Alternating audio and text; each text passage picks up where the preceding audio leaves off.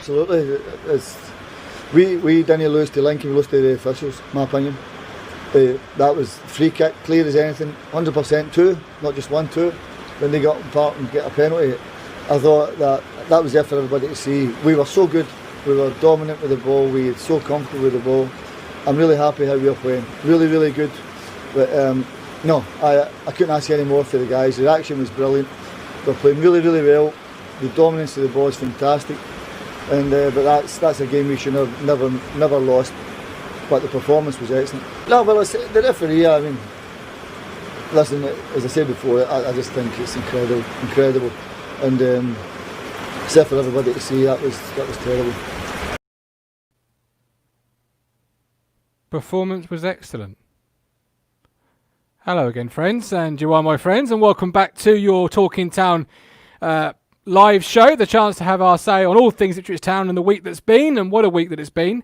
A disastrous week, really. We entered it with two big games coming up, Doncaster and Lincoln, and we exited the week with 0 points and a conflict of opinions, and we want to hear those opinions this afternoon. So get involved in the chat. If you want to come on the show, just ask for the link. Everyone and anyone is welcome with any opinion. We want a wide range as such. I'll kick things off by bringing in the media mogul, Mr. Matt Phillips. Matt, welcome in. Thanks for joining us. You weren't with us yesterday for the match day ticket, so we'll grab your thoughts on the game just to kick us off before we bring in Cruncher. Don't mention Paul Lambert if you can, because I've got a feeling we're going to be mentioning him a lot in the next 50 minutes. I think so. Listening back to... You know what? I've heard that commentary about 4 or 5 times, and every time I'm just dumbfounded. Excellent. But anyway, we'll get into that very soon. Overall, what did you make of yesterday's performance away at Lincoln? 1-0 defeat. Well, I think we were chatting, weren't we, during the game, and I was saying to you, Lincoln looked like a really good side. They looked expansive in midfield, drew our midfield out a little bit. I think that was one of the errors that we had from yesterday, was that we didn't see that creativity we've had from midfield, like a Teddy Bishop run, and Guillaume wasn't really on the ball that much, didn't really get to influence the game. So you could say Lincoln did a little number on us. I know Appleton, their gaffer, is highly thought of. Been a bit under the radar a little bit. I think he's had spells at Pompey and Oxford where I don't think he pulled up trees there particularly, but he's highly thought of within the game. So tactically, I think they did a good number on us. But we did say on the show last week, 2 tough games coming up. We felt like we could lose one of them. We've ended up losing both of them. And again, as we said on the show last week, 7 days is a long time in football.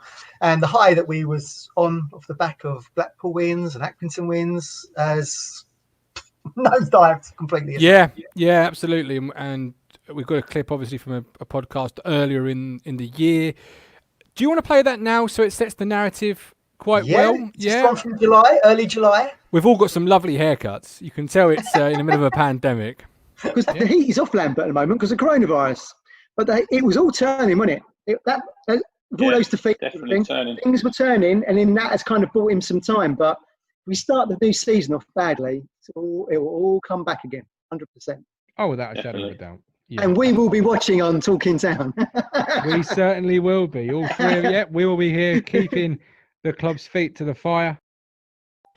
And here we are keeping the club's feet to the fire. So, you almost called it. And it wasn't a mystic mega moment to call, really, was it? Because it was quite evident that the moment the wheels started to wobble, and I'm not going to say they're coming off just yet, but they're starting to wobble. It was always going to be an anti-Lambert brigade. What was bizarre, and I think a number of people are picking up on the chat, is such as JT here. Welcome in, JT. Thanks for joining us. Bizarre that Brenner and Matthew both said we played really well.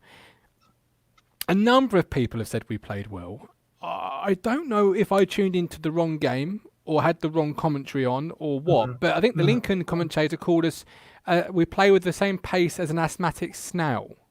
Does that sound... Well, I didn't hear it or see it, but it's been said by numerous people now. Is that playing well?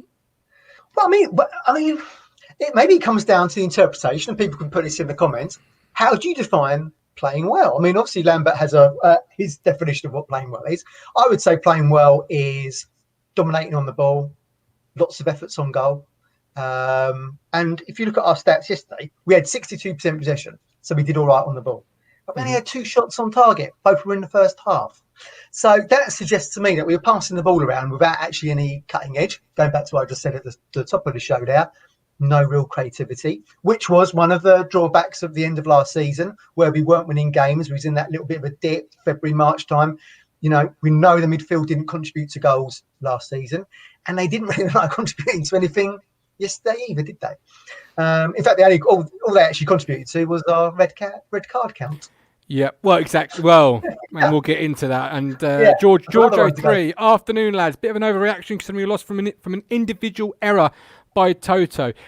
I don't think anyone's overreacting, and I don't think if you can come off the back of 2 defeats where you've conceded 5 goals and scored 1, you can be overreacting. I mean, you've not shown up. RMSMO204, only ITFC player to try and utilise pace is Edwards. Other than that, it's just keep the ball and what's in use. So I tell you what, let's get nitty, let's get gritty, let's get some hard truth in this joint.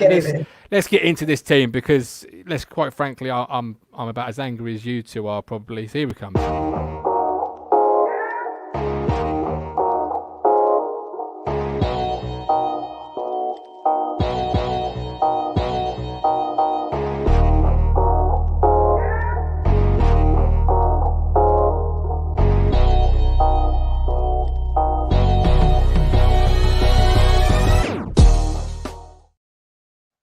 I've always prided this podcast on being hard-hitting, hard truth, no spin. I don't want any crap today, gentlemen. Where's Matt's music? He don't deserve it.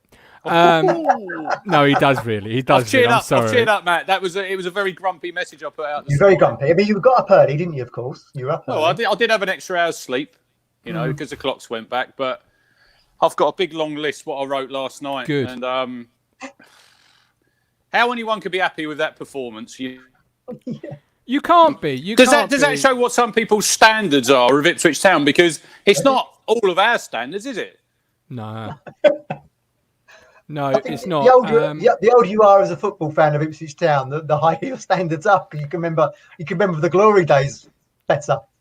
I want to, if possible, leave Lambert to almost the end, because I feel like we want to discuss the team performance, because he didn't cross the white line. The players did. But we will discuss Lambert. Believe me, we will discuss Paul Lambert, and I'm running out of defences for him.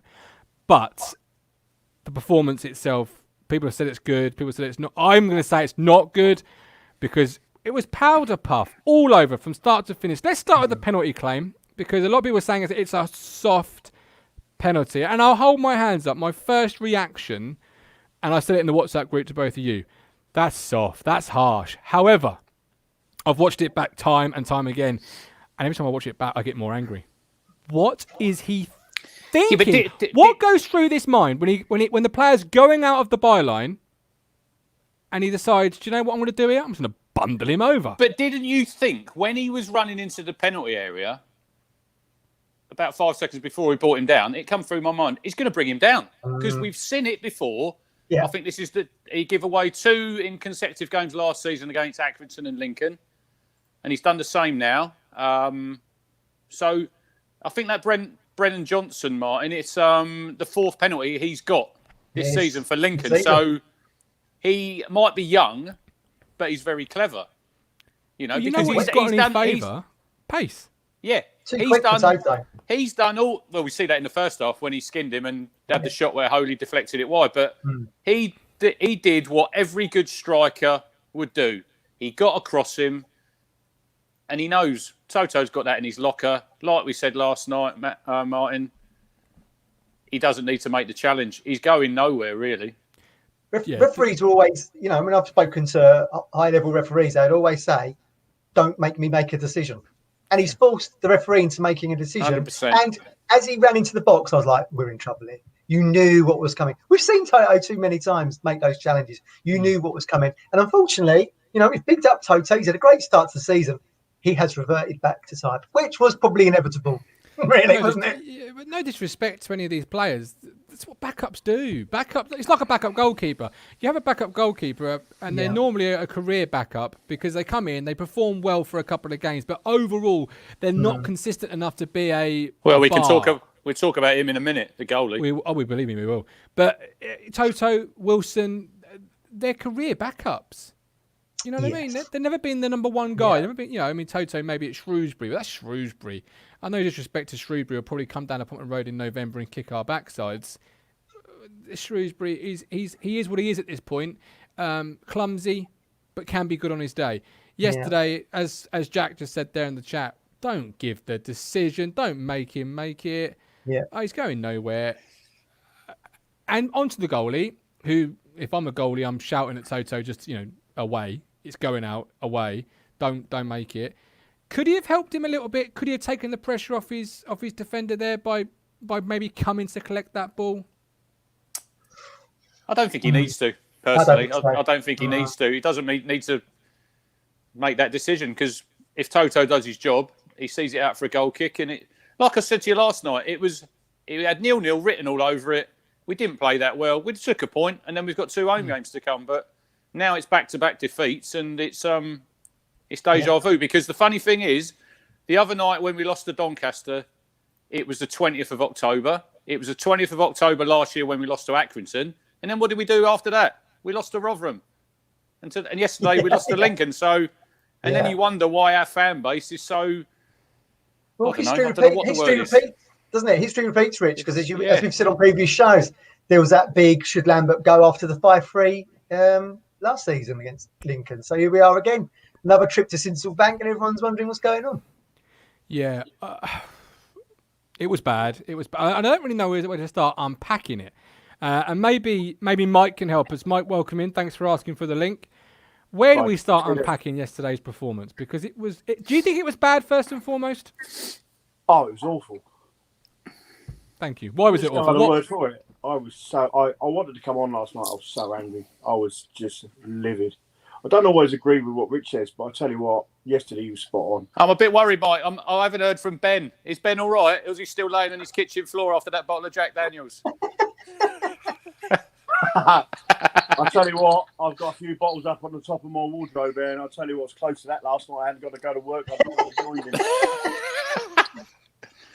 That weren't pretty. I watched the iFollow game, and it was like, really? First half, I couldn't watch the second half because of work, but I was watching it, and I was like, is this a game of football, or am I watching some 12-year-old play FIFA? See, I think it was. You just said there it wasn't pretty. That is all that we are. Yesterday, we were pretty in all the areas that we're never going to hurt Lincoln. They were never going to. It looks good, but it actually has. I'd love to see the stats. I'd love to see the stats, Martin, of the passes completed because. Have you got them? Give me a second. Because I think NCR did the most passes yesterday. You see a lot of the ball, didn't he? Yeah. That's worrying, isn't it? That's worrying when Toto's in possession. But it's like the passing out from the back, Rich. That's what happens. It's like Martin's mate, the Ginger Pirlo. His stats must be great in the game because he doesn't hardly give the ball away, but it's all in areas where it's in the centre circle or in our own half where he's doing that little turn round and then he knocks it back. He loves that 360. Yeah. Not having We've mentioned it before. He loves the 360, Mike. A lot of the play yesterday was very. I'm going to coach myself. I'm not. I'd love to be a coach of Ipswich. Don't get me wrong. I'd love to be the manager because I'd sort that lot out. I tell you, I'd love to go down to Playford Road and give them an absolute rollicking. Quite happily, I would. Some of them players, jogging around the pitch just drives me up the wall. Didn't see none of this. There was none of this yesterday, was there? More like this, wasn't it? Yeah, you know. I've been Chambers' biggest critic, but I tell you what, when he's one of the best players on the pitch, you're you in got to trouble. start asking yourself some questions about the team, and you really. Yeah. No, you have. I've got a comment on. We like to be balanced on this show. Kempy Blue, big shout out to Kempy Blue. He's on his sun lounger in Rhodes. I wish I was. I wish I was. Tyrrell Leeds.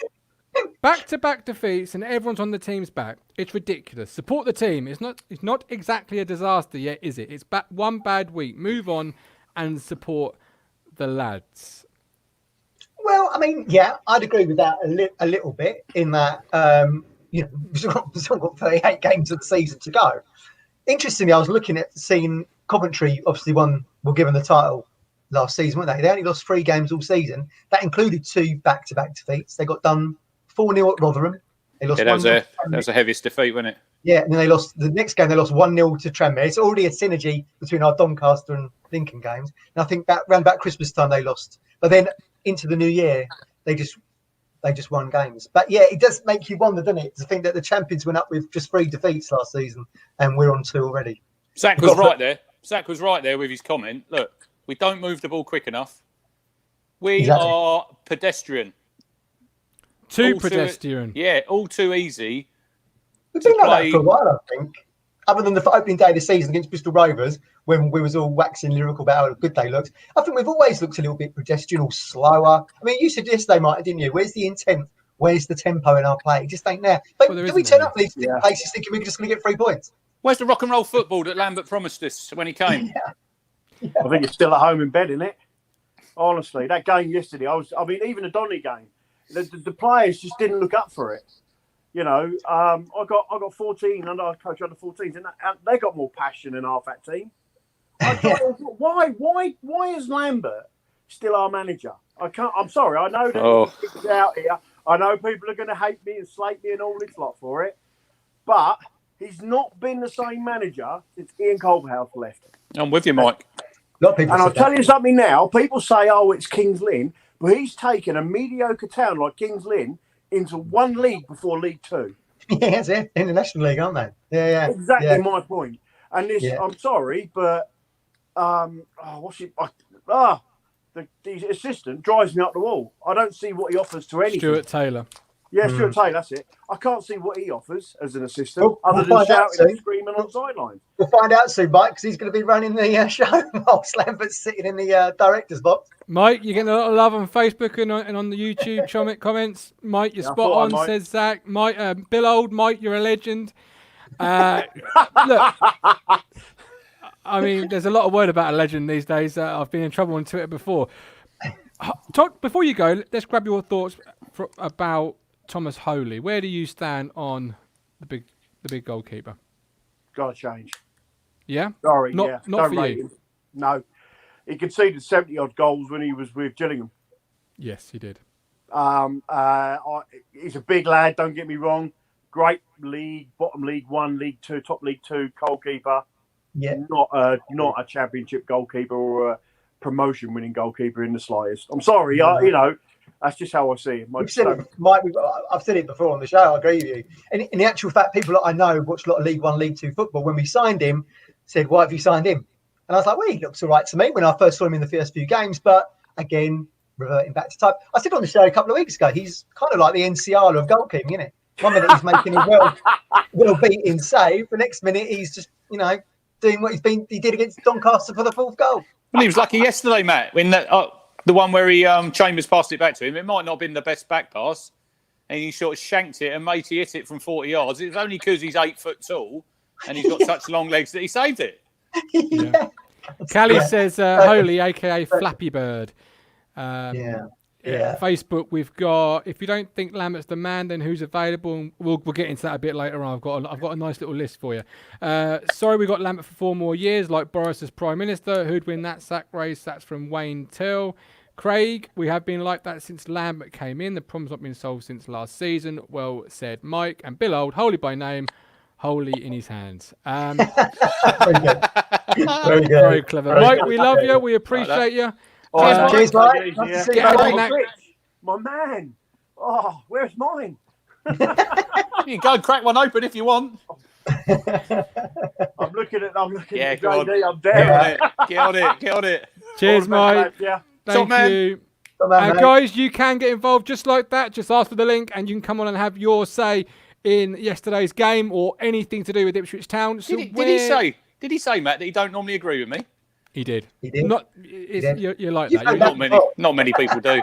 You're Marmite, mate. You're Marmite. Right, where do you want to go now? What do you want to do?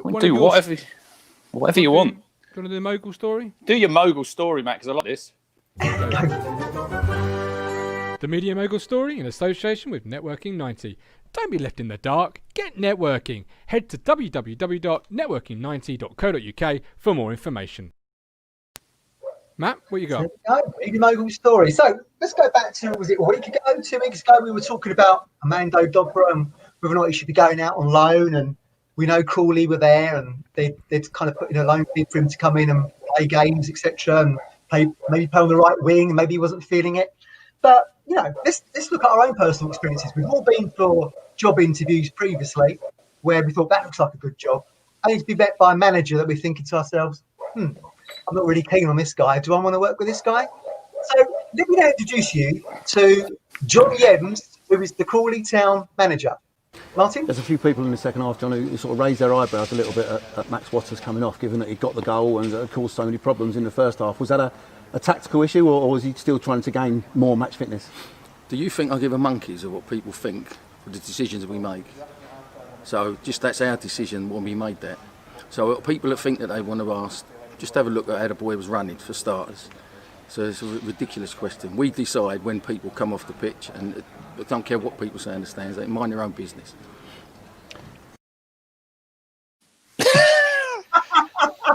He had one the week before. He had one the week before as well, a bit like that as well, Matt. Yeah. So did Dobra have a lucky escape?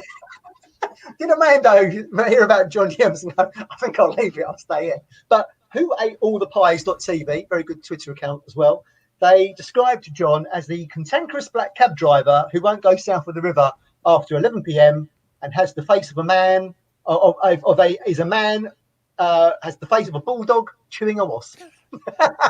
So you can maybe see why Armando wanted to stay at Bournemouth. He was voted numpty of the week. Big Al gave him numpty of the week on the Talk Sport. Yeah. I don't mind that. I'll be honest. I don't mind that interview whatsoever. I don't mind that. I don't.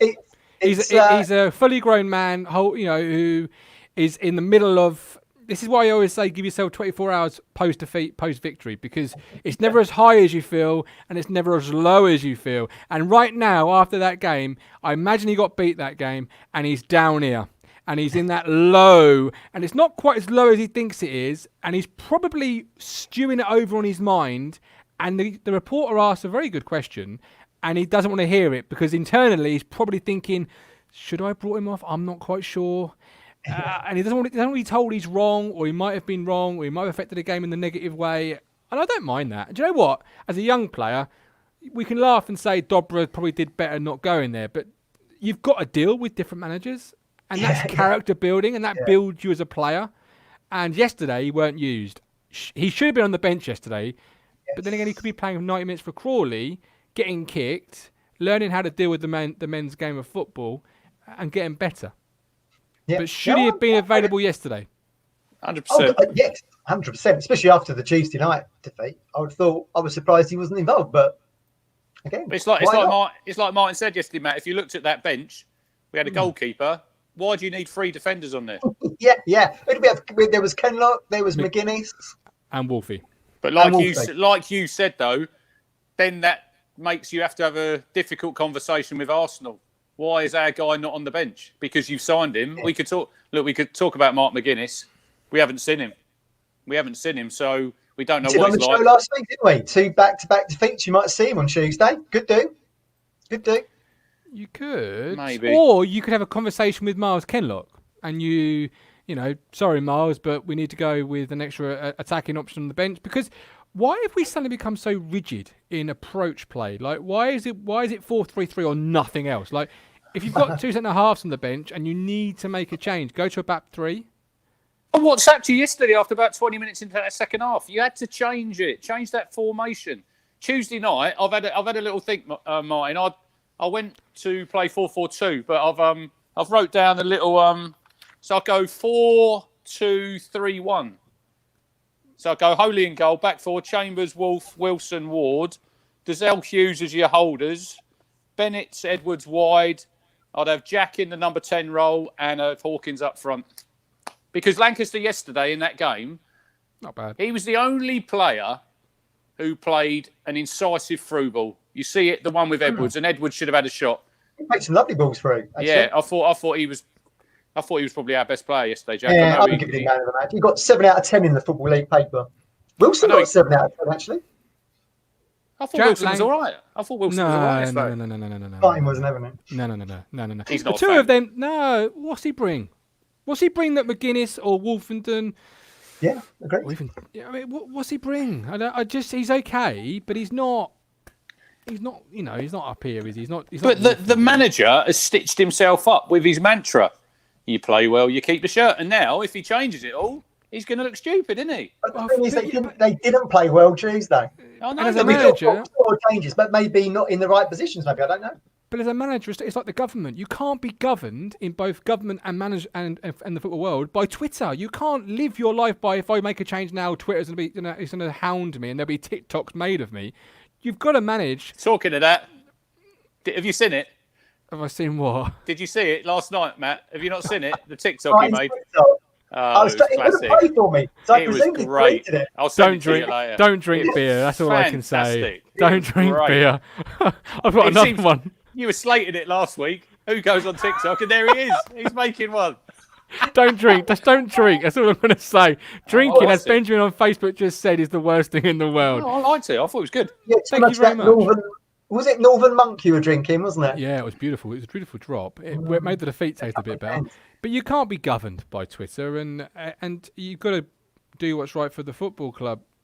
Look, Jack Lancaster played really well yesterday, but he is the prime example of what I've been bleating on about for the last 3 weeks about how you can't change on a defeat, or it's really difficult to change, because now he's come in, played well, but we've lost. So as a manager, you're like, yeah, he played okay, but we lost, so I've still got to try and change it up. You give players very short rope if you bring them in on the back of defeats, because if you lose again, the rope gets shorter, and it's already a short rope. Whereas if you bring him in on the back of 2 or 3 wins and you lose, people say, well, did he change it and upset it? Possibly, but the player isn't, if he plays well like Jack did, isn't blamed, isn't looked upon, well, he didn't offer anything that Judge didn't offer, or he didn't offer anything that Edwards didn't offer. You've got to just put your better players in a position to play football, and currently we've not been doing that. I just don't see logically. I think Jack Lancaster, like we were saying with the through balls and things, was having much more influence on the game than Judge has had since the start of the season, where he's this kind of headless chicken. He's all over the shop. He doesn't seem to, for a man of his quality, of his international quality, very rarely do you see him put them through balls through like Jack was playing yesterday. But if you're Paul Lambert, you've won 4 or 5 games, you'll think, well, yeah, but we won games with Hawkins and Judge. They played well. Maybe they can recapture that. That's that's what I'm saying. It's difficult for players to come in unless the team wins like that. And obviously Tuesday, Gillingham might can you believe Bristol Rovers inflicted the only defeat on Lincoln? Bristol Rovers, they were absolutely dreadful in the 2 games we played against them. Lee Brown feels Wilson played well. Trevor Brown believes, wouldn't it be nice to see our players get stuck in with possession rather than playing so many worthless passes? There is no pace and it has to change or will get worse. Let's talk about Cruncher's tackle. Do you want to go Cruncher? It's a bit like. Do you remember Redding under Yap Stam when he came in and he changed how they played? And look at all them passes they made. But half the time it was a centre half passing to centre half into midfield back. If you're doing that, us 3 could play in midfield. We could just pass it in little triangles amongst ourselves, couldn't we? In the NFL, when you're in the 4th quarter and you're down by a lot of points, they call it stat padding, because you're effectively playing in garbage time and you're just throwing the ball up and the defense is letting you have it. And it's almost the same in football in this case. Lincoln were very content to say, well, you lot go and do a triangle in the 18-yard box. We'll press you occasionally, but we're quite happy to let you have your passes and walk home to Portman Road and say, hey, look, we did 400 passes, yeah. 399 in a row and a half, didn't do anything with them, but look, it was boring, it was bad, it was torrid. I don't know what. Go on. And don't forget, we could have easily been 3 down at half time, couldn't we? Quite easily could have been 3 down at half time. Maybe 3-1, because Hawkins said that one off. He should have scored that one after about 2 minutes when he crossed it in. Crossed it across, and there you go. He should have buried it. Yeah. I mean, Wilson I'm getting a bit of flack for saying Wilson didn't play well.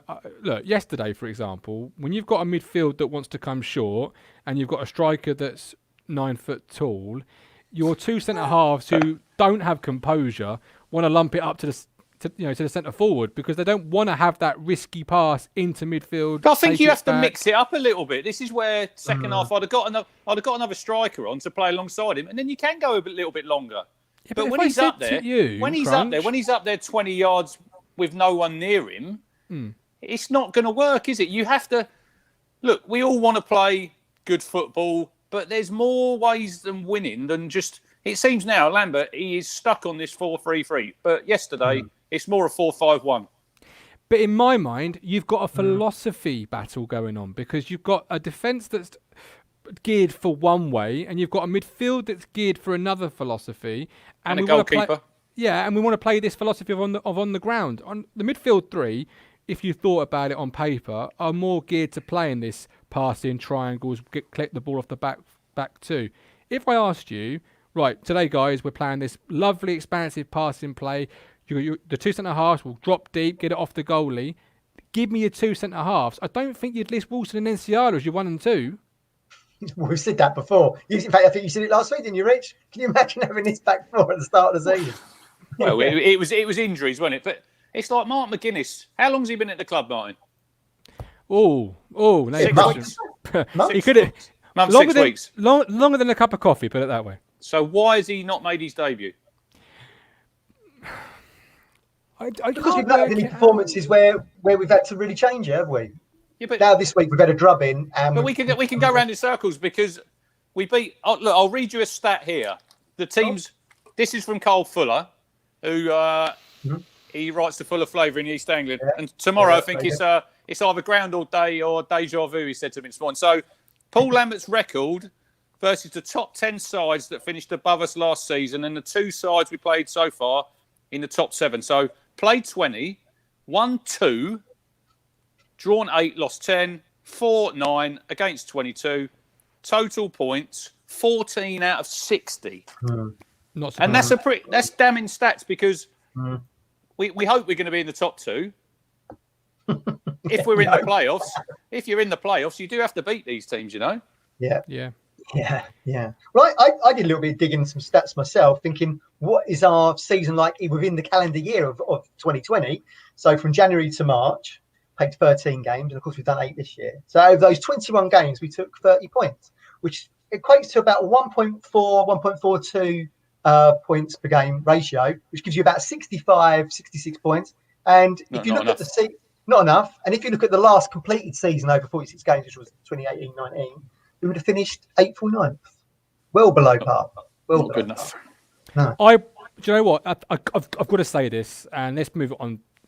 What's your crunching tackle, Rich? Remind me. Well, Paul Lambert's comments yesterday, but you can throw him in whenever. Well, we're not a Paul Lambert now because I feel like it's naturally moving that way. So let's have a word from our sponsors. Hang on, where are they? Oh, they're there. Crunching tackle in association with Networking 90. Don't let your business suffer the crunch. Brunel launches October 20th. Head to www. That's already launched. I need to update it. My bad. It's not easy being me, you know. It's so busy. Got a young family, you know. Anyway, right. Paul Lambert, talk to me. Let's bring it on to Paul Lambert. So I've got a long list of. This is his comments yesterday. They're not in any sort of order. Lost to the officials. I'm flabbergasted. So good, dominant, comfortable on the ball. Really, really good. Dominance of the ball, fantastic. ×3. Long term, we are a good side. Happy performance-wise. Yeah. This is the bit. You lose games, but the way we played today, my God, I'm so happy for them. It was 1-2 touch football, dominated possession. You can't ask for more than that. And then he gets on to John Nolan. Now, I know Martin says he might be saying this to the press and different behind the scenes. So Nolan's reaction, understandable. I won't take any disciplinary action with him because the occasion and frustration boiled over. Only one person caused that. Now, for me, I will say arrogant comments from an arrogant manager. Yeah, I agree. I mean, what was Nolan thinking? Look, he's done this before. against them Arsenal kids when he went on that tackle, didn't Norwich. What a sentence. What was What's Nolan that? think? What was Nolan thinking? What was Nolan thinking? I mean, he's done I it. can answer that one if you like. It won't be kind. He did it against that kid in the centre circle, Pullman Road against the Arsenal. Oh yeah, you didn't like that, did you? No. And that kid had to hobble into double geography the next morning. He did it to that lad, didn't he? I mean, all he's done is shoot ourselves in the foot there, because now he's going to be out for what, 3 games straight red? I think that's a great thing personally. Every time I spoke to somebody in the last 24 hours, I've always said the first thing they've said is, "Well, Nice Nolan can't play for 3 games." Look, that might work in terms of a tactical change or a philosophy change or a something change. He was an idiot. Let's be honest. I don't know what. I mean, you're a professional football player of many years. You're not a kid. If Jack Lancaster had been kicked for 90 minutes and done that, I'd have gone, he's young, he will learn. If Dobra had done that, like he did at Stanley, do you remember? I said he's young, he will learn. John Nolan is at the age now where you're thinking, if you ain't learned by now, then you ain't ever going to learn. Simple as that. Now, his actions, Nolan's actions yesterday are completely at odds with what Lambert said in the presser. Oh, we played really well. I'm really pleased and blah, blah. That was a frustrated player who's lost his head. Yeah. That does not add up to what Lambert doesn't add up. Martin said he sent us a message in the WhatsApp group about he was getting gobby, wasn't he? He was getting frustrated. We were all getting frustrated. Oh, you could see it. All getting frustrated, but you still got to keep your head, didn't you? Yeah, I do. Obviously, look, we've all watched the Amazon Prime documentaries. We've all seen Pep Guardiola. I defend you out there, but in here, I'm honest. You have to take what Paul Lambert says in the press conferences with a little bit of pinch of salt. He has to. Massive pinch of salt. He has to say, but he has to say things to defend his players and take the deflection away. And then inside, there'll be things said, and there'll be sit-down conversations like Danny Rose and Jose Mourinho type conversations. These things happen. We're not privy to that. We don't know what was said or what will be said. But what he said yesterday, I can't quite get on board with. And I'm a Lambert apologetic, let's be honest. I don't understand what you don't gain by just saying, do you know what, this week's been terrible. We've been really poor. We had some spells in that game where we may have looked good, but overall, that's not the team we want to be, and that's not how we want to perform moving forward. That's still not throwing players under the bus. That's just throwing your fans a lifeline. That wasn't the reaction, was it, really, from it? Like, we lost 4-1, obviously, poorly in the week. That wasn't the reaction that we were wanting, were we? No. I don't think so with that performance. We started off really badly, didn't we? That's been just saying, being 1 down after 2 minutes. But there's a balance, right? Like Ian Everett, he's going around Twitter at the moment. Hammered the goalkeeper. He's, told his goalie to man up, and people are saying, it's not the first time he's thrown his players under the bus. And then the Crawley guy earlier in the show, you've got that balance between being this end and being what Paul Lambert is, and that's like. Everything's wonderfully rosy and it's all brilliant, and we're Barcelona's second coming. Everything's always incredible. We mentioned it last week, didn't we? I mean, what did you think? All right, and everyone in the comments and watching the show, what did you all think of his actions after the game, where he's gone on the pitch and got himself a red? Well, thankfully, I didn't see it because I was preparing to come live on the matchday ticket, and I don't think he marched on. At the end of the game, everyone's on the pitch and chatting and shaking hands and fist bumping, whatever. He's marched straight over to the officials. With Enciala was there as well, and he's got right into his face pointing, and you could see he was going to get a red. But then again, this comes back to something I've said previously on what's got your goat and stuff. Lambert's Glasgow bravado. We've lost 4-1, bad result. We've lost 1-0, another bad result. How does he take the heat off? I'm going to blame the ref. Therefore, he's then gone on the pitch. So again, it's all come back to him. He's had a go at the referee. I'm going to make sure that everyone knows this was the referee's fault and not mine. He's got a red, and now. We've got a fan base thinking, oh yeah, the referees cost us. But in fact, we just didn't play very well, and that's but he's not pulling the wool over my eyes, Matt. No, I think he's pulling the wool over anyone's eyes. In all honesty, would you? No, because we all watched the same game. Obviously, well, not everybody watches the same game, but the majority yesterday. Yeah. We can't sit here and say that we played well because we didn't play well. This is where Alex and Brenner. It was really surprising their comments because they were quite sort of positive how we played, and I thought. Were you watching a different game? I don't know. Yeah, if you've got 2 shots on target in 90 minutes, all in the first half, I don't think that's playing very well for me. I think it's the sort of game, if you were there in person, you would say we played well. Sometimes you see it different, yeah. When you're sat at home and the world of distractions is going on, and your phone and the internet and the TV and the wife and everything, you want to be entertained. And obviously your mind subconsciously starts to associate it with what you see on TV, like the football, top teams, etc. So I think if you're there in person, you're fooled through possession. We played well. We had possession. We did this. We did that. At home, because it's not blood, thunder, guts, gore. It's not exciting. It's not exhilarating. It's not chance after chance. You're a bit the other way. I think the truth probably lies somewhere in the middle. But more Paul Lambert. People want him gone. People don't want him gone. I mean, I'm one of the people that don't want him gone because, quite frankly, this squad of players, to a man, do they stand up to you? Do they? Like yesterday, he didn't cross the white line. He didn't send his team out to not have shots on target, to not press the issue. I'm sure at half time he was saying, move the ball quicker, look to exploit Edwards, look to exploit Lancaster down the flanks. At what point do we start saying this group of players as a collection don't stand up in big moments, don't stand up against top six sides because they've not got the spine? The buck stops with the manager, though. It always does. Managers get sacked. Players don't get sacked. It's true. And he's been here nearly 2 years.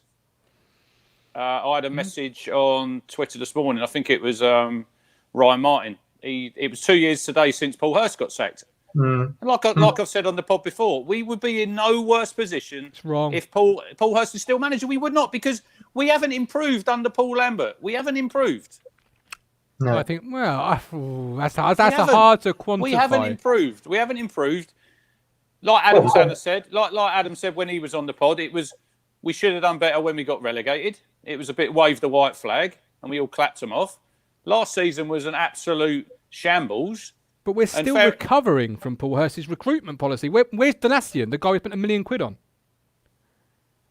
Yeah, but then, are we recovering from his recruitment policy? He's brought in players from League 2 and League 1. We're in League 1. This is their level, right? Well, so where's Doncaster? He can't get in the team because Chambers is playing well at right back. Because he's not. No, but is he of the quality that was needed? Yeah, but you're always going to have managers who sign players, and not every one of them is going to be a success. Well, give me one. Give me one that has been a success. The problem we've got also. Yeah, hang on. We can't say that because we've bigged up Toto on this pod. You've bigged him up yourself, saying there's a player in there, and then the last 2 games he's been absolute shite. So you cannot say that. You can't say no one's been a success when you sat there and you said there's a player in there. I've said John Nolan, there's a player in there, and look what he done yesterday. He was absolutely terrible. Do you not think before we sack the manager, we have to sort of, as fans, start wanting a root and comb analysis? Because the recruitment isn't good enough. The medical side isn't good enough. Like, at what point, like if Marcus Evans was a chief executive or director of football, you'd be wanting him gone. You'd be saying, look, under your time, we've gone from here to here. Doing that Chambers show, it was only a couple of years ago, but we were playoff semi-finalists, and we've not gone like that and then levelled out. We've gone like that and gone. Like trapdoor moment. Yeah, Leo Neal, the recruitment policy this summer. You brought in Ollie Hawkins, who's a space eater. That's the first thing really the guy from Portsmouth said to us. He's a space eater. He'll take up space.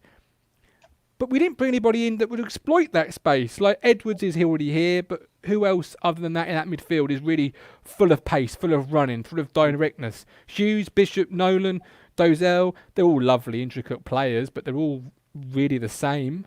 I think Keenan Bennett will give us some impact. The only problem we've got, of course, is his favoured position is the left side, which is also our other impact player's favoured position, Green Edwards. So we've got 2 real impactful players fighting for the same. The Welsh wizard, Martin. Fighting for the same spot. He had a good effort yesterday, to be fair. Fell off his broomstick. He was still full of confidence. We just couldn't get the ball to him yesterday. How did he not score that header? All he's got to do is let it hit him on the head and it would have gone in. Yeah. Adam Flapp, Paul Lambert discussion. Talk to me. Paul Lambert, what are your thoughts? I think we've annoyed the football gods, guys. I think we've done something in a past life to annoy the football gods. I mean, I got some stats here. When he came in, 6 points off safety in the Championship, 31 games. Oh, and we went down without a whimper. So you say that under Mick, Adam, when Yep. Mick came in, we were 7 points off safety. And he kept us up. There you go. And then last season, obviously, our form was it wasn't consistent, was it? We were either top of the table good or relegation bad for the entire season. And we couldn't even get into the stadium to give. Oh, he's frozen. no, you're frozen, Adam. Adam's using my my internet by the looks of it. He's making some good points there, to be fair. He is. When he comes, he's moving again. He's moving again. Yeah, sorry. The dodgy Wi-Fi. No, and it's just I don't know if you caught it, but we can't even get in the stadium now to give him shit because a global pandemic stopped the season last season. We can't even tell him. Saying that, Lambert's under pressure. So where does it come from? Because the fans can't get in the stadium. Does it come from within? Does it come from the owner? It's Where gonna come from. Well, I don't know. I mean, they're not going to sack a manager based on Twitter opinion, are they? Because they'd have sacked him last night if they were basing it on Twitter opinion. He'd have gone last night after his comments. But I don't know. I just, I think we've annoyed a higher power somewhere in football. We've done something in a past life. Because I wanted to mention your show about Luke Chambers on Friday.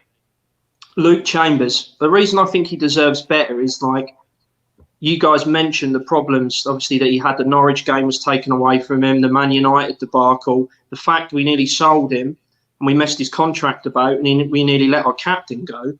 And you think the night that he pushes himself into the top 10 appearance record holder is away at Doncaster in the third tier of English football in front of no supporters and we get drubbed 4-1. It just sums Ipswich up. It really does. It sums this football club up. An absolute treat, I think. So, I don't know. Maybe we need to get the witch doctor in to lift some curse off Portman Road like they did back in the day. We had that once with that post, didn't we? Did we have North Stand End post? Yeah.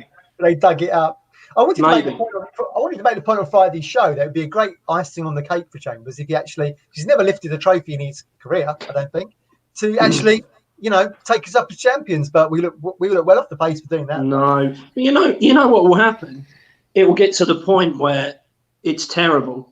Lambert's sacked, and then you're like, okay, here we go, and then we appoint someone like Ian Dowie as manager, and then it's like, well, and it's the concern, isn't it, that Marcus Evans, his track record, aside from Mick, is diabolical. Yeah. Well, let's go through some of the managers available because I've got a list here, and obviously I'm going to take out Eddie Howe because that's not a realistic option, even if you're a playing football manager. Why not? Why not? Eddie Howe going to come to Portman Road with no money. More chance of getting Eddie Large in as manager, I think. So you've got, and also, do you know what? I'm taking out Nigel Pearson because again, he ain't going to come here. You've got. No, Matt. Roberto Di Matteo. He's not going to come here. Hang on, you've just said Nigel Pearson out. Champions League winner Roberto Di Matteo. His last club was 2016. You say he's not going to come here, but his last club was 2016, and you've got to start again somewhere. Tony Pulis, last club 2019 with Middlesbrough. Martin O'Neill, David Adams, Neil Adams, Danny Cowley. Martin O'Neill? What? I'm just listing what's available. I'm not saying what I would like. He's still on the Northern Monk, I think, with some of them comments. These are all the available managers. That's all I'm saying. I'm not saying who I want. Lamucci, obviously, just been sacked by Forest. Lee Johnson, Jonathan Woodgate, Pep Collette, Nigel Adkins, Steve Cottrell, Billy Day. I mean, Brian McDermott. Who would you get? Paul Cook. You've missed out Poyet and Tarico. Hang on. Roberto Di Matteo is not going to come, but Gus Poyet is. Oh, maybe. To throw like a left field one out, I quite like what Barnsley do, what Barnsley are doing, and how they look at they look to Europe. Who's the Dutch guy, Adam, we were linked with when Hurst came here? Oh, Stein, wasn't it? Morris Stein. From Czechia football from the Netherlands. Yeah. Just got done 13-0. Yeah. I mean, Barnsley have gone after. I think they've got 2 managers that have been based in the Austrian Bundesliga for their last 2 appointments, and I think that I think he's left now. But that is it. Gerhard Struber, he kept them up last season, against the odds and stuff. And you look at what Brentford do, and that we're just a million miles away from an appointment like that. A really thoughtful, thought-provoking, really well sort of decided appointment. We'll end up with something like them lot of Soccer Saturday running the club. Charlie Nicholas, what's his name? Paul Merson, they'll be in the dugout probably. Well, Matt Letizier's available now, isn't he? That's the worry though, isn't it? Do any of you guys have any kind of faith that if Lambert did go, Evans would make a positive appointment? Because I've got none, absolutely none. So who's picking the manager? You got Evans, you got the PE teacher O'Neill. He'll probably put a call into Harry Redknapp as they've done previously. Yeah, his advisor. I mean, Paul Cook, you'd have to think he's not taken a job for whatever reason, so you'd have to think he would be a front runner. I think Nigel Clough would probably be in the mix. He's been linked to Salford. He's been linked to Salford, isn't he? Oh, is he? Paul Cook. I think Clough would be in the mix. Good manager. I'll take Clough. I'll take Nigel Clough. I think he'd do all right. He's difficult. I'm going to put it out there now. I don't think Lambert will be our manager at Christmas. Nope. I do. By Christmas, because as you quite rightly mentioned there, Adam, COVID has been good to Lambert because it stopped him getting the elbow back in March, and now we can't go in the stadium to have a go. So you have to use forums such as this. So COVID has been good to him, but I feel like these last 2 results, this is the beginning of the end for him. I feel. So I've got a message. It was inevitable. I don't know why they didn't act sooner. What we see now was inevitable. Ryan Martin. It's a continuation, isn't it, from last season? Yeah. Yes. Ryan Martin on Facebook says Steve Cottrell would be the most Ipswich appointment for League One. Oh, Jesus. So I got a message last night. Paul needs to go. I believe we have the players. He cannot play them. He's got our best player pretty much from last season on the bench because he doesn't want to upset Toto. A good manager will be able to change their players without shattering their confidence. The best player should start. So we beat Gillingham. Then we wait until we're up against another decent team and lose. We're even further down the line. A new manager needs time, so it has to be soon. Katie Ling. Spot on. They're spot on because... But what are you doing, Martin? So you're keeping him. And then we're just going to have this rinse and repeat cycle where we'll beat Gillingham, we'll beat Crewe, we'll go to Sunderland and we'll lose and we'll be on here moaning and groaning. You're not at that point. No. This season's shit or bust, isn't it? This season is shit or bust. They don't get promoted this season. They've got about 15 players out of contract, and then we're going to lose them all, and then we're going to have little to no money to replace them, and we'll end up in League One for eternity. I wish somebody had told the club that in the summer. Everyone must know this. You've got the salary cap there. You need to get well clear of this division. You need to get back in the Championship ASAP. But we're just delaying. We are delaying the inevitable. I don't know why no one thought this back in March when he just continued. Lambert, he's got a 5-year contract, Matt. He's got a 5-year contract. It don't mean nothing. That means nothing. If you would go, it does to Marcus Evans, I'm sure, because it's a lot. Adam Pardew's contract's just run out of Newcastle, isn't it? The 8-year deal went about 6 years ago. Newcastle got the added benefit of being a Premier League side, though, haven't they?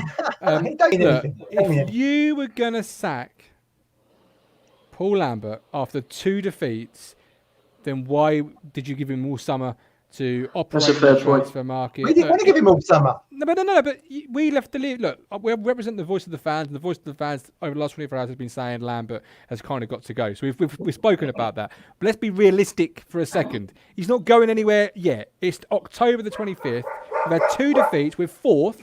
We're not 14th. We've played 7 games. The table don't take shape till about 10, 12, does it? So let's pump those brakes a second. And I still think even the boom or bust, the club didn't operate in the window as a boom or bust club. Like, if you were a boom or bust year, you do not go into the end of the transfer window with not bringing a striker in to get you through until January. Well, Evans isn't a boom or bust owner, is he? You've seen lots of Championship clubs spending money. He didn't spend anything. Boom or bust, is it? But when you look at that list, Matt, of 2 wins out of 20 against the top sides, that's a damning. That is a damning. They're the facts are there, Martin, on paper. So you're telling me when we go to Sunderland, we're going to get a result there?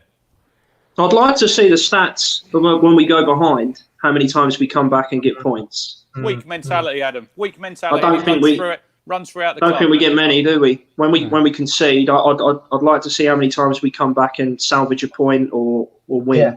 I don't think it's many. We've not been very good since that win at Rochdale on Bonfire Night last year, and then that's when the first dip started, didn't it? And it was like very good that night. Matt. We didn't play very well. They've effectively been in relegation form, other than the start of this season. They've effectively been in relegation form for almost 12 months. But as Adam said, and I've said on a number of occasions, this is a transition year. You either transition to better things or you transition into whatever you transition into if we don't go up. And I think that's also the case for the manager. I think he's going to, I personally, my belief is he's given this year. He's given, not failing a catastrophe that sees us slip like we did last season and it's looking like, mid-table. I personally think he'll be here come hell or high. I don't agree. We have to get. No. But in the summer, I think Evans will look at it as we've got this many players out of contract. It's the right opportunity. It's the right time to bring a new manager in with new ideas and a blank bit of paper. The real first blank bit of paper any manager over the last probably 10 years has had to really operate with what he can bring in. I'd say Hurst had a blank piece of paper. The amount of new faces he brought in. Yeah. I get what you say there, Martin. Next season, if that's the case, we lose 15 players. He gives it to a new manager. But it's what's going on upstairs. If they haven't got a recruitment policy, they haven't got a decent recruitment policy, they're not scouting players properly, they're not bringing the right type of mentally strong players into the club, we'll end up signing players like John Nolan and Taco Enciala again, and then we go back, we take another step back. But the thing, like Adam said, with Evans's recruitment of managers, other than Mick, Lambert goes, all these players go. If he picks the wrong manager, we could realistically end up in League Two. We could do. Well, he said the problem we've got is that he's so. We could do. We never thought we'd be sitting here in League One, and look where we are now. Yeah. He said he had his fingers burnt trying to go for a young English manager in Hurst, didn't he? Because he went for the total opposite to McCarthy, which was Hurst. I don't think it was necessarily at the time a bad appointment to go for someone like Hurst, but you just weren't. We weren't to know the absolute damage he did in the transfer window. We weren't to know that at the time. He only had 14 games. I thought he'd do really well. I actually thought he'd do really well for us. But you know what? I always think back to maybe Sunderland and Ipswich appointed the wrong managers around the wrong way. Maybe Hurst should have gone to Sunderland and we should have got Jack Ross. Because Ross didn't really do. And Ross is Hibs. But he lost 5 games for Sunderland in that season. Yeah, but they were a League One side. So they drew about 20 games, didn't they? I think that season. Sunderland. Yeah. A lot of draws. I don't know. Maybe they both took the wrong club. I'd like if I was given the opportunity to sit down and ask a few questions. My question would be, what did you see in McGuinness to bring him in? And then when he answered the question, I'd say, well, then why aren't you playing him? Because not enough light is shone on how we operate. And you've brought a player in from Arsenal on loan. I dare say he had other suitors. So why is he coming and sat on the bench? Why is Wolfenden continue? We don't get enough sort of probing questions that sort of back him into a corner. And I wish someone would have grabbed hold of him after those comments yesterday and pulled him up on some of the stuff he was saying, because nobody did. I think some of that rain had got in his brain that was falling. How sort of symbolic is that though? That was, there's a thunderstorm above his head, and it's starting to the seas are starting to swell. Yeah. I don't know. Tuesday, Gillingham League game, 7:00 kickoff. Match day tickets on at 6:30.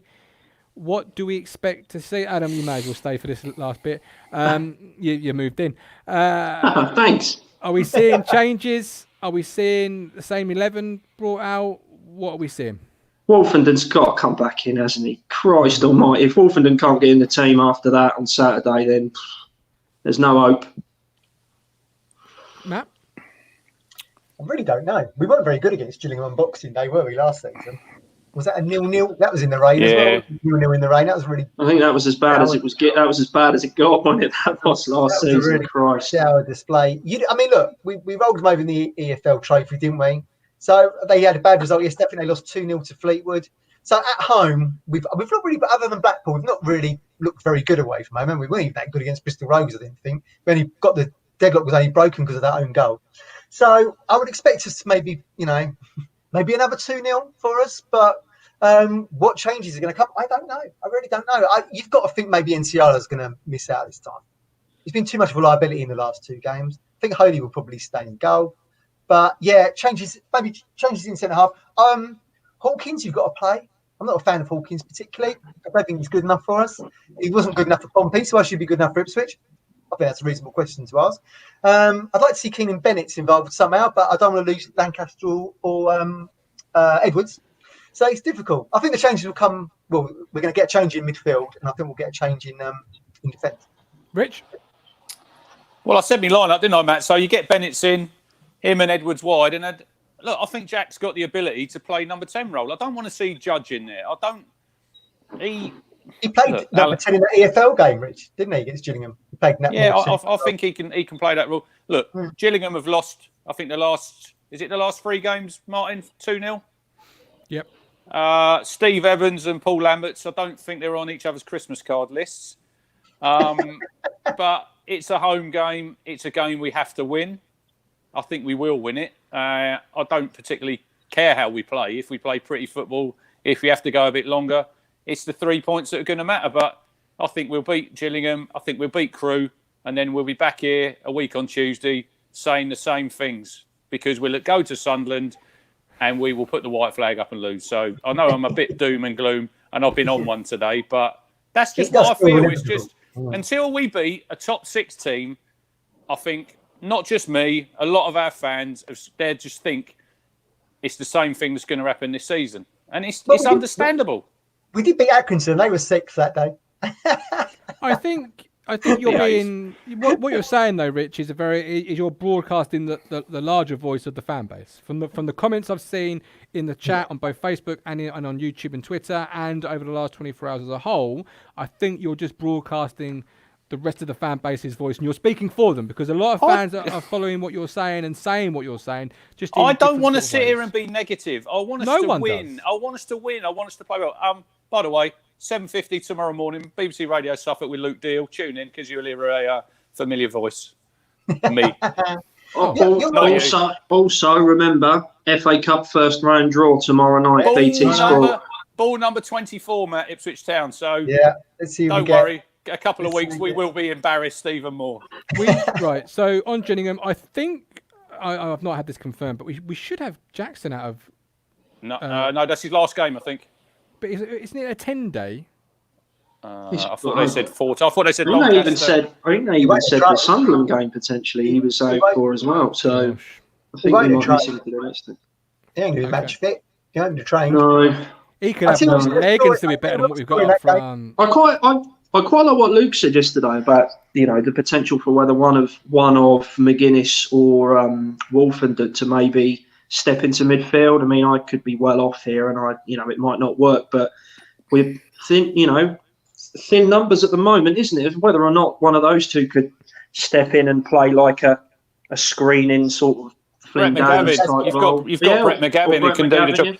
But you've just hit the nail on the head there. Flynn Downs. I know there was people saying when he sat on the bench, he's got to sit on the bench. We're playing well. We did say, I know he's injured now, but you're seeing now, all 3 of us, or all 4 of us, what a massive impact he has on this team. We've got no one in that midfield who can get their foot. You said I've been drinking. There's only one. It's only Carlin. I think 4 changes, by the way. Cornell in goal, McGuinness and Wolfenden, and then somebody will come in for Nolan. Probably Hughes. Hughes. I'll tell you who's going to get on the score sheet Tuesday. Big John Akindi, just to prove my point. Jordan Graham. We love him. We love John Akindi. He got mentioned yesterday, mate. I hope you were watching. I did. I'll take a 2-0 win, but I'll now down my prediction closer to the point. But we're done. Another podcast in the books. Thank you all for all your comments on Facebook and on. Big shout out, Adam Tanner. Happy birthday. Happy birthday, Adam. What's up, man? Happy birthday, Adam. Sorry, I have not read your. If I've not read your comment out, apologies. Matt, are you starting your full 90 today? Oh, you started. Yes. I've already done about 20 minutes on the walk-in. Ashley Bell, well done. He's done an hour and 15 already. Oh, man. Well done, boy. If you are doing the ITFC challenge of 2 halves, let us know. and we'll give you all the support we can. I'm going to go and walk 90 minutes now and stew. With the dogs. I'm going to go and make a nice I'm not roast taking them, pork. I'm going on my own. Come on, let's all cheer up, everyone. We've got 2 games coming up. Let's hope we can turn it around and get 6 points. What can go wrong? What can go wrong? Yeah, exactly, yeah. In Lambert, we trust. Absolutely. Manager of the year. Manager of the year. Anyway, we'll see you Saturday. Well, no, we'll see you Tuesday for the match day ticket from Love.